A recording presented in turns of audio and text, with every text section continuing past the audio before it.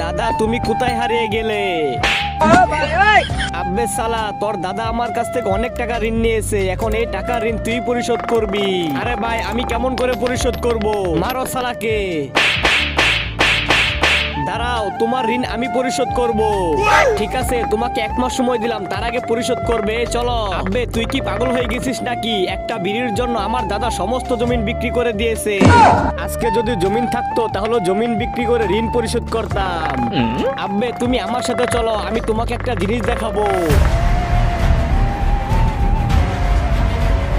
এই দেখো, আমি একটা বিজ্ঞানী মেশিন তৈরি করেছি, এখানে সব অতীতের কথা মনে পড়বে। দাদা যে একটি বিড়ির জন্য কোটি কোটি টাকার জমিন বিক্রি করছে, সেগুলো আমরা সব ফিরিয়ে আনবো। চলো আমরা চলে যাই।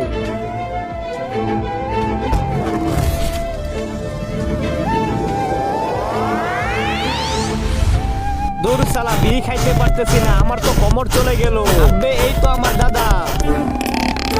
আসসালামু আলাইকুম চাচা, এতগুলা জমিন দিয়ে কি করবেন? এই নেন একটা বিড়ি খান আর জমিনগুলো আমাকে দিয়ে দেন। বিড়ি? আচ্ছা তুমি এখানে দাঁড়াও, আমি জমিনের কাগজ আনতেছি। আব্বে জমিন তো বিক্রি করে ফেলতেছে। আব্বে যাবা, এই টুপিওয়ালাকে মেরে ফেল, দাদা যেন জমি না বিক্রি করতে পারে।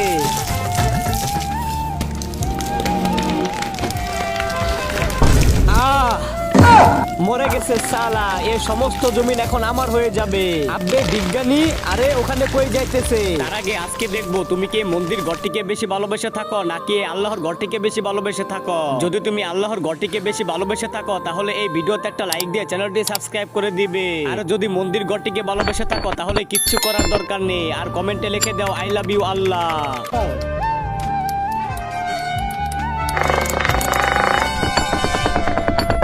দাদা ওইটুকু বিড়ির জন্য আপনাকে 1 বিড়ি দিয়েছে, আমি আপনাকে বান্ডিল বিড়ি দিব। সমস্ত জমিন আমাকে দিয়ে দেন। বান্ডেল এই নাও বাবা, তুমি সমস্ত জমিন নিয়ে নাও।